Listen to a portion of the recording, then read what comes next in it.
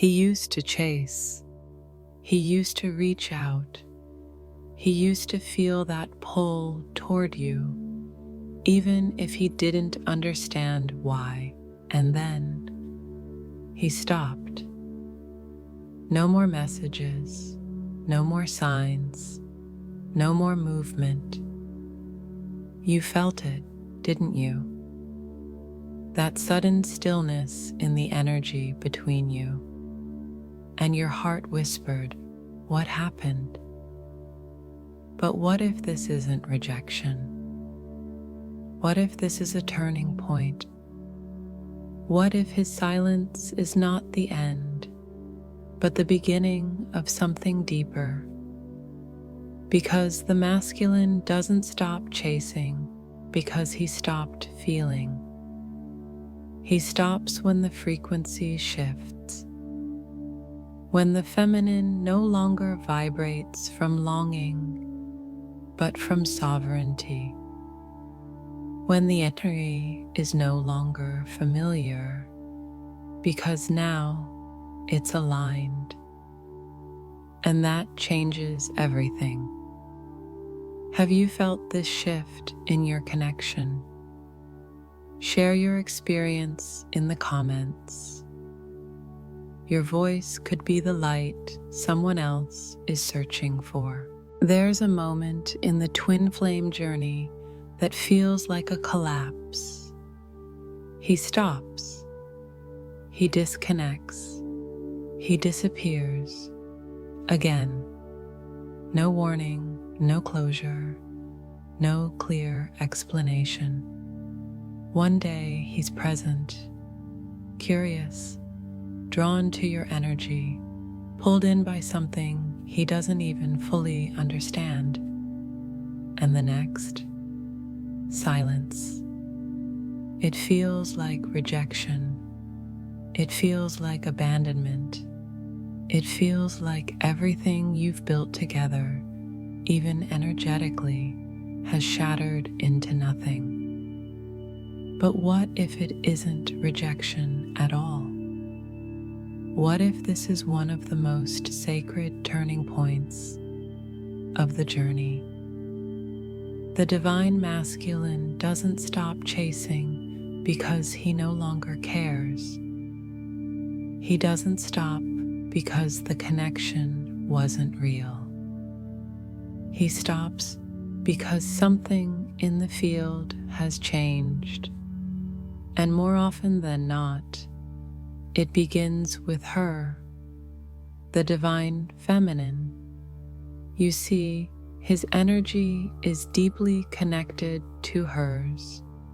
He may not be conscious of it, but he responds to what she emits. When she is longing, reaching, hoping, attached, he moves toward it. But when she shifts, when she stops chasing emotionally, energetically, spiritually, his own energy hits a wall. Not a wall built from anger, not punishment, but presence.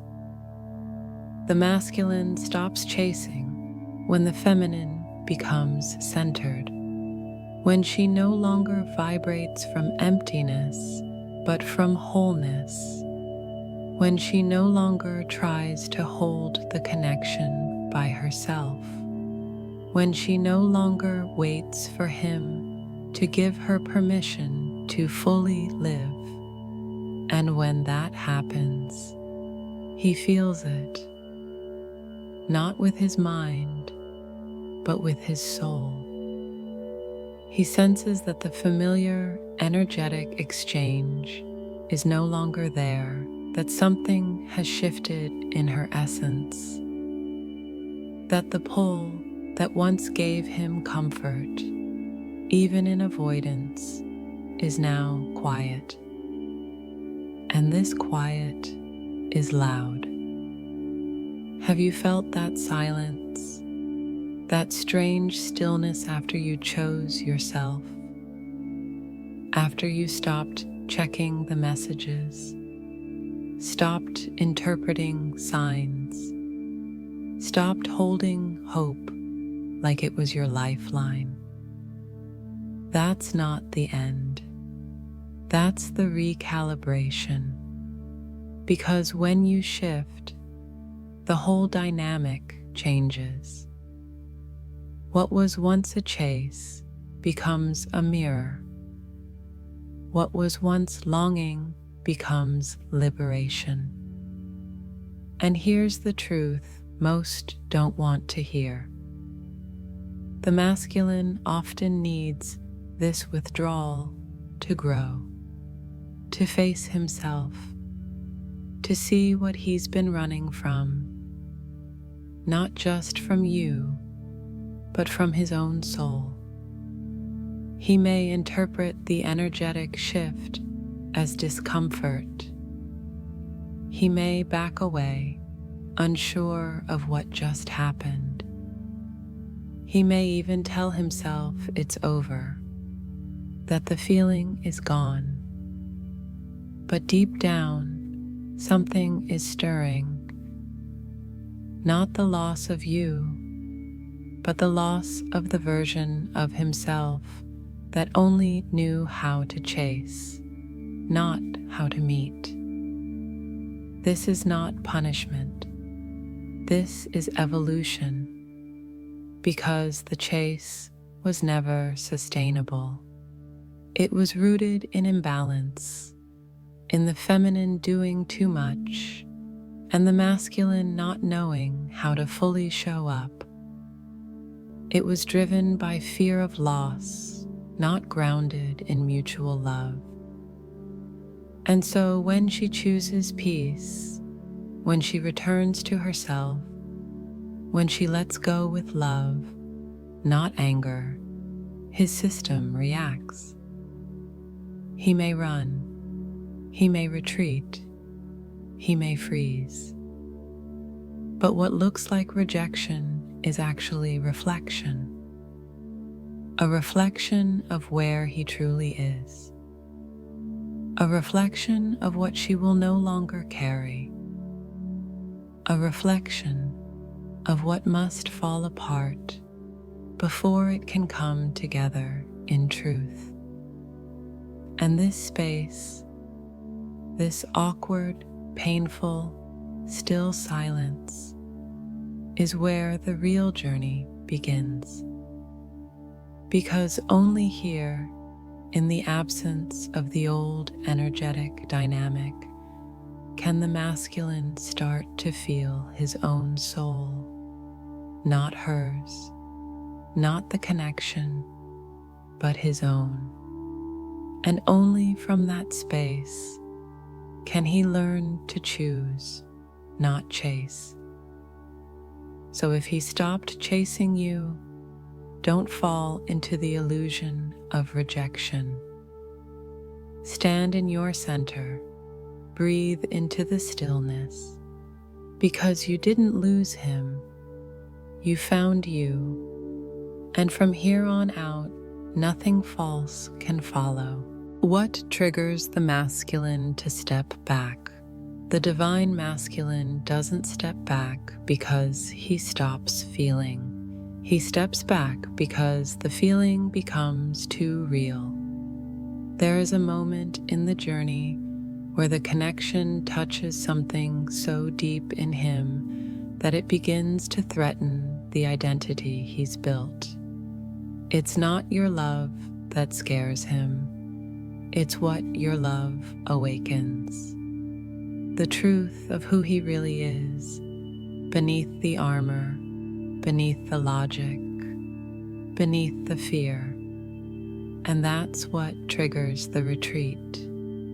Up until that point, he can chase. He can flirt with the idea of union. He can sense the magic and magnetism of the connection and still feel like he's in control. But when the feminine's energy changes, when she stops leaking need and starts radiating truth, he feels it in his entire being. and he doesn't know what to do with it. Not because he doesn't want it, but because he's never held anything so sacred. What triggers the masculine to step back is not rejection from you, it's reflection of himself. Suddenly, he sees himself through your eyes, not just the man he pretends to be, but the man you've always seen beneath the wounds. That gaze, even if no words are spoken, is powerful. And in that reflection, he is called to grow, to rise, to meet himself in ways he's avoided for lifetimes. And that is terrifying, because to move forward, he would have to let go. Let go of control, let go of distractions, let go of everything and everyone that kept him from his own truth. And not every masculine is ready to do that. Some step back because the feminine's energy stops feeding their avoidance. She's no longer waiting.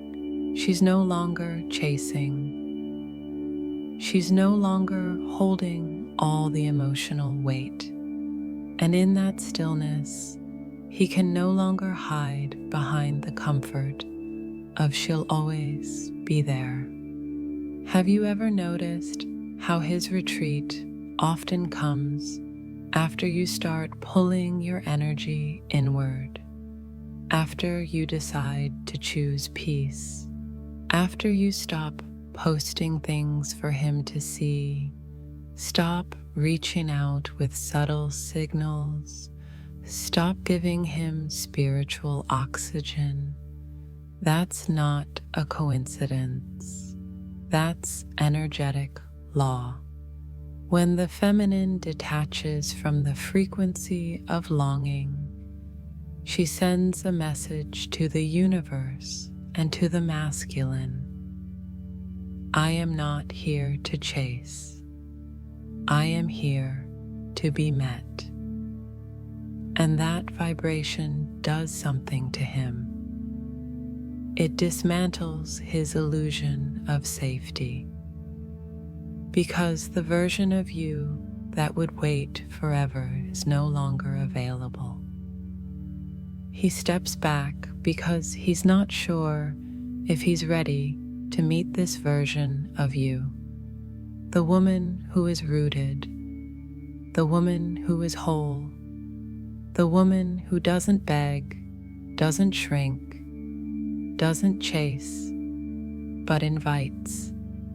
And invitation is far more confronting than pursuit. When you chase him, he gets to run. When you invite him, he must decide. That choice is what triggers him. For some masculines, it brings them into deep reflection. They begin to feel the weight of their own resistance.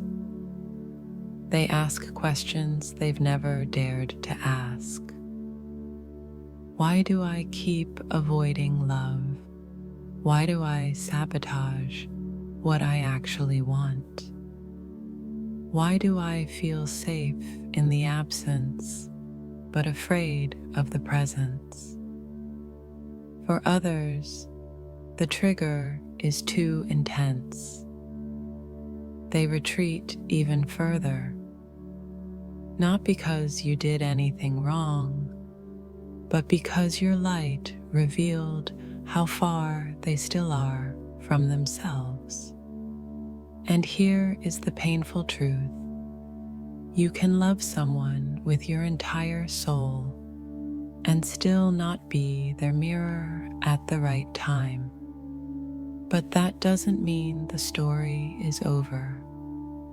It means it's sacred, because the masculine stepping back is not just about you. It's about him facing his shadow, and in that shadow lives the key to his awakening. You can't walk that part for him. You can't explain his reflection or soften the truth. You can only stay in your light, trusting that what your absence activates is exactly what his soul signed up for. So when he pulls away, don't collapse. Expand. Don't dim. Shine brighter. Because the retreat isn't the end. It's the beginning of his reckoning. And if he's meant to meet you where you are, he will return, not chasing, but choosing. Everything in the twin flame journey begins with energy. And the divine feminine is the center of that energy. She is the emotional core, the spiritual compass, the vibrational anchor. Not because she tries to be, but because she is. Her presence holds the blueprint of the connection. Her love has the power to activate the masculine. But more importantly, her healing has the power to shift everything. The masculine doesn't just respond to her words or actions. He responds to her frequency. And when that frequency changes, so does everything between them. There comes a point in her journey, after all the waiting, all the pain, all the tears shed in silence, where she no longer vibrates from longing. She no longer clings to signs, no longer sends energy toward him in desperation. She no longer hopes with fear in her chest. Instead, she begins to root into herself. She no longer looks for love outside. She no longer asks the universe for him. She asks for truth, for alignment, for peace. And that's when the shift begins. She begins to walk differently in the world, not because she stopped caring, but because she started remembering who she is, remembering what she came here for, remembering that this journey was never just about romance. It was about reclamation. And once she reclaims herself, her body, her voice, her light, the entire energetic field between her and the masculine begins to recalibrate. He may not understand it with his mind, but his soul feels the shift instantly. Why? Because for so long he fed off the subtle vibration of her waiting, of her hoping, of her carrying the connection on her back, even when he couldn't carry himself. And now, that energy is no longer there. She is still love.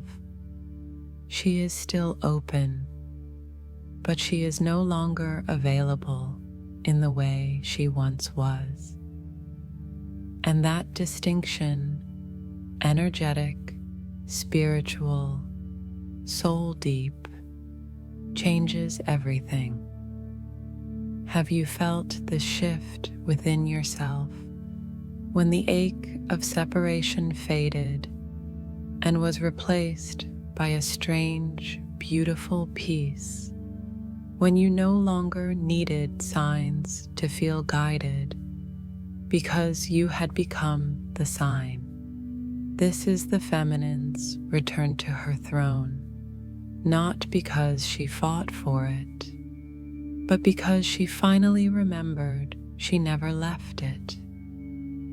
She stopped sending energy to him through her thoughts, through her tears, through the space she once held in silence. And instead, she sends energy inward, toward her healing, her joy, her embodiment. She becomes magnetic, not because she wants him to chase again, but because she no longer needs him to. And this creates dissonance in the masculine's field. What was once consistent is now quiet. What was once open is now sovereign. And this forces him to feel the absence, not of her attention, but of the version of himself that only existed in her energy. He begins to notice. He feels her pull back without punishment. He feels her softness harden into boundaries. He feels her warmth become stillness, not cold, but contained. This is not rejection, it's evolution. Because the feminine's frequency is no longer asking, "Will you choose me?" It's saying, "I have already chosen myself." And that vibration calls forth only what is real. It calls the masculine out of hiding, out of delay, out of illusion. But it also leaves room for him to resist, to pull back, to collapse under the weight of his own unhealed wounds. And still, she doesn't shift back, because now she knows if the energy between them only worked when she was overgiving, then it was never love. It was imbalance. The feminine's frequency shift is not a strategy. It's not a phase. It's not a reaction. It's a homecoming, one that no longer revolves around us, but around truth. And once she steps into that truth, everything that no longer vibrates at her level must rise or fall away. This is the moment she becomes unshakable, not because she is above love, but because she has become its clearest expression. And from this space, only real union can emerge. There's a subtle but powerful difference between chasing and choosing. And for the divine masculine, this distinction defines his entire spiritual journey. At the beginning, chasing feels natural to him. It's instinctive, reactive, and often rooted in the pull he feels toward the feminine's light. Her energy is magnetic, nurturing, powerful, unconditional. And even if he doesn't understand it, he's drawn to it. But the masculine, still carrying unhealed wounds and programmed beliefs, often chases from a place of imbalance. He seeks her when it feels safe. He reaches out when he needs comfort. He enters her field not to meet her fully, but to feel her, to be in her frequency, to be held by her energy, even if he's not ready to hold her back. And for a while, the feminine allows this, not because she's weak, but because her soul recognizes the sacredness of the connection. She sees his potential. She holds space for his unfolding. She believes in who he can become. But over time, that energetic loop begins to collapse. Why? Because the feminine grows. She evolves. She begins to realize that being available without being met is not love. It's self-abandonment. And when she stops holding the connection alone, the masculine is confronted with a decision he's never had to make clearly before. Will he chase again, or finally choose? And this is where the inner conflict begins.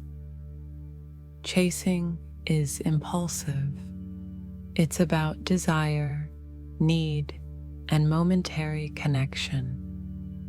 It's about returning to something that feels like home without ever truly moving in. Choosing, on the other hand, is conscious. It's a decision made in presence, with clarity and commitment. It requires courage. It demands growth. And growth, for the unawakened masculine, is terrifying. When the feminine's frequency shifts, it creates a gap, a vibrational space he can no longer bypass. He can't just feel her love and run. He can't rely on her energy to stabilize his own anymore. She has pulled her essence back into herself, not to punish him, but to honor herself. And now, if he wants her, he has to come to her, not emotionally, not sporadically, not halfway. He has to choose her with his whole being. But that's where the masculine's wounds rise. What if I'm not enough? What if I fail her? What if I can't meet her where she is? He remembers how many times he's shown up and pulled away. He feels the weight of her absence, not because she's angry, but because she's no longer tethered to him. And in this space, he has to face his shadow, because chasing allowed him to stay in control. It gave him the illusion that he could have her on his terms. But choosing her means surrender. It means accountability. It means rising into the version of himself she's always seen, but he hasn't yet claimed. This is the masculine's crossroads.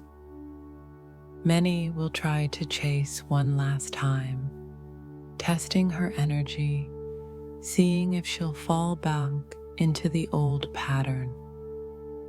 They'll reach out not with clarity, but with confusion, not with commitment, but with curiosity. And when she doesn't respond the way she used to, when she doesn't fill the gap for him anymore, they will feel the full weight of what it means to choose or lose. Some masculines won't be ready. They'll retreat again, spiraling into avoidance, telling themselves the connection was a fantasy, all while dreaming of her every night. Others will awaken. They'll sit in the discomfort of not being chased and realize that if they want this love, they have to become the man who can hold it. Not touch it. Hold it. Because true love doesn't chase, it chooses. Every day, with action, with presence, with integrity.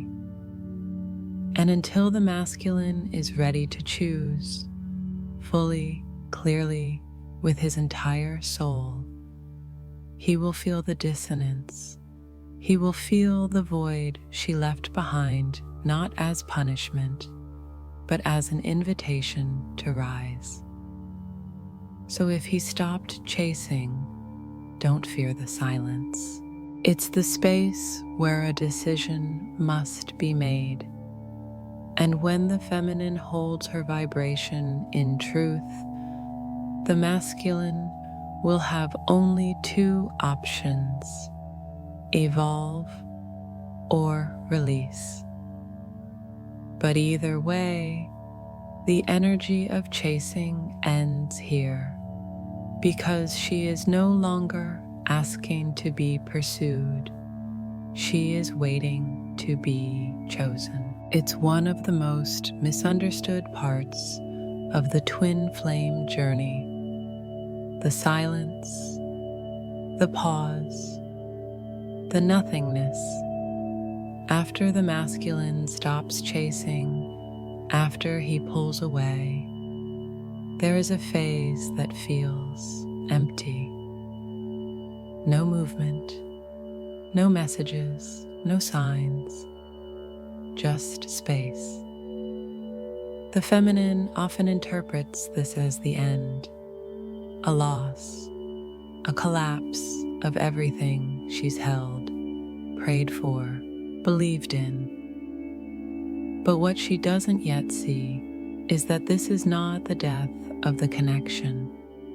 It's the death of the illusion, because it's in the quiet that everything begins to shift. The masculine is no longer distracted by the emotional exchange. He's no longer feeding on the energy she used to pour into the space between them. He's left alone with himself. And for the first time, he hears his own soul. At first, it's confusing. He questions why he feels restless, why he thinks about her more now that she's silent, why the things that once numbed him no longer work, why there's a strange ache inside that won't go away. But that ache is awakening. He begins to revisit the moments they shared, not just physically, but energetically. The way she looked at him, the way her energy felt, the way she held space for him when he didn't even realize he needed it. And now it's gone, not as punishment, not out of anger, but because she finally chose herself. And that choice leaves a void he didn't expect, because deep down, he knew he could always come back to her. She would always be there, waiting, open, holding love for both of them. But now, she's gone quiet. And that quiet is louder than any confrontation. This is the sacred pause, the phase where nothing seems to be happening, but everything is. The masculine begins to feel emotions he never processed: guilt, longing, shame, regret, not just for what he did or didn't do, but for the ways he's avoided himself his entire life.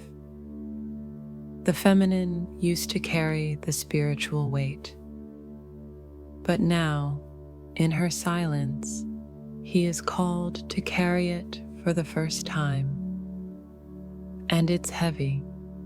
He may try to run again, back into work, back into casual connections, back into logic and distraction. But nothing tastes the same. Nothing calms the soul the way her presence once did. And he begins to realize the silence isn't going away, because the silence is him. It's the space between who he's been and who he's being asked to become. And in that stillness, a new awareness is born. He begins to ask real questions. What was I afraid of? Why did I pull away from something so real? Why did I only know how to chase, but never how to stay? These questions don't come with easy answers. They come with fire, with grief, with facing the truth he's avoided, that her love was always an invitation to meet himself, and he wasn't ready. But now, in the absence of her energy, the choice is his. This phase is not about reconnection.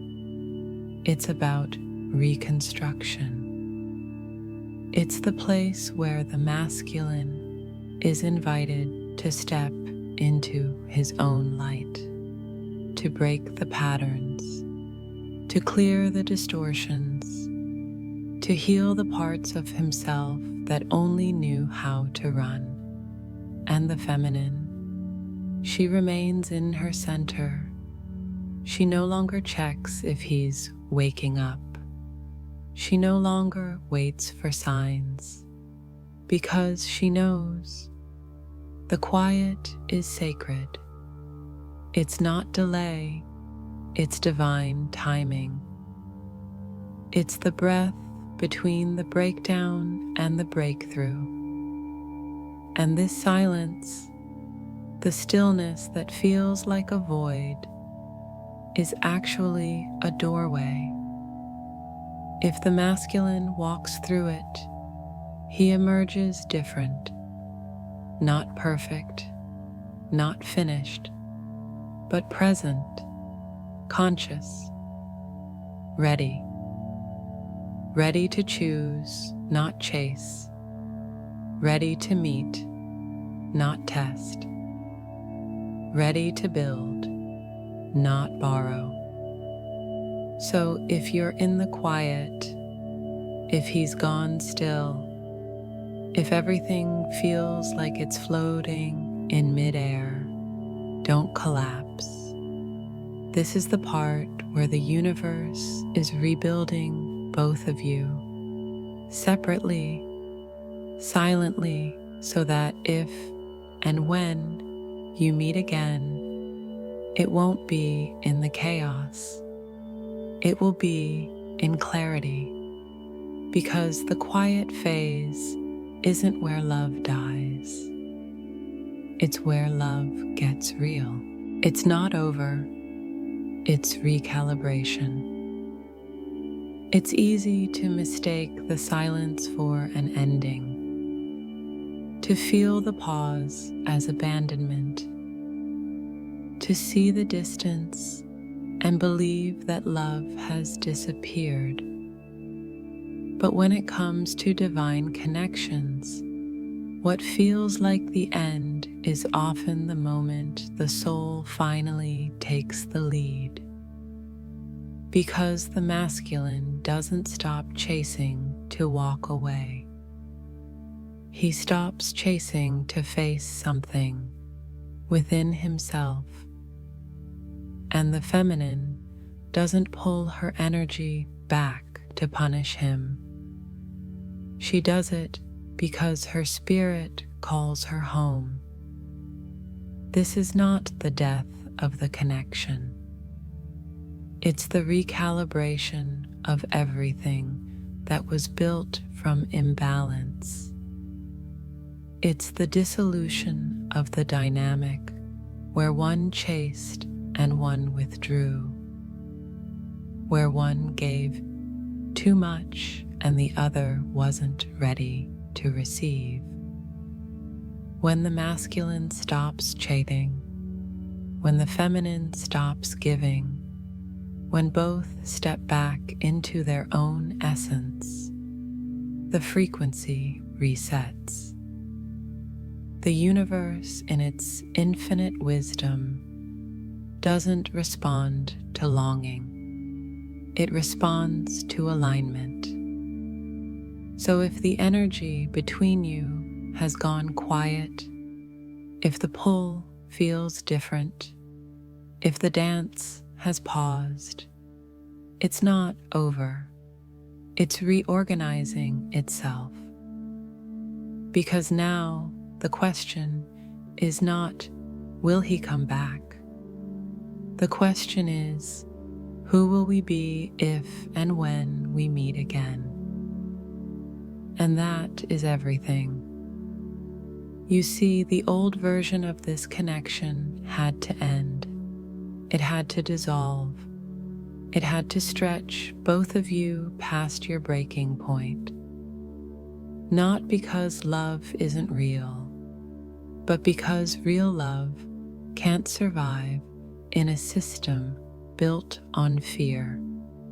The masculine had to stop chasing because that pattern was never love.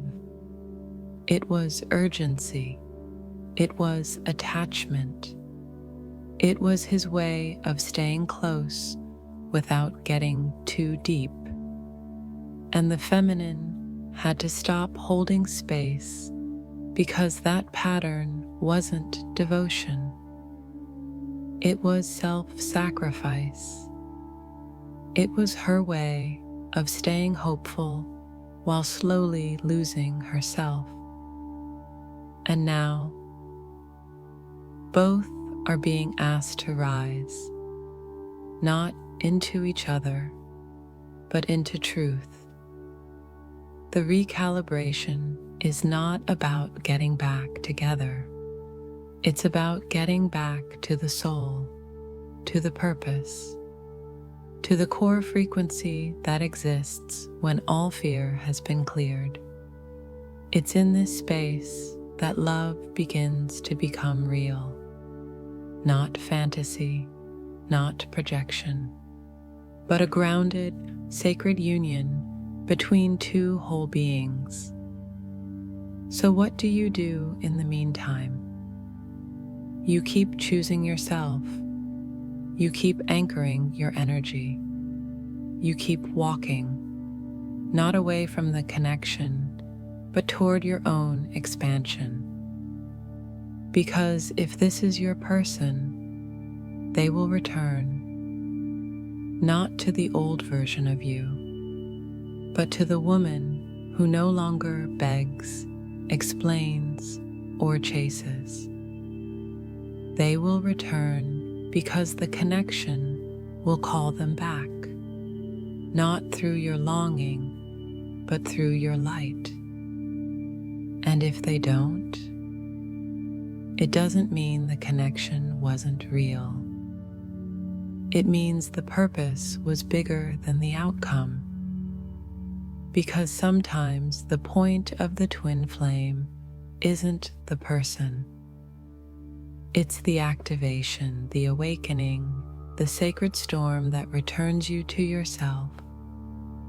And once you're home in your own soul, everything else aligns. So let this phase be what it is.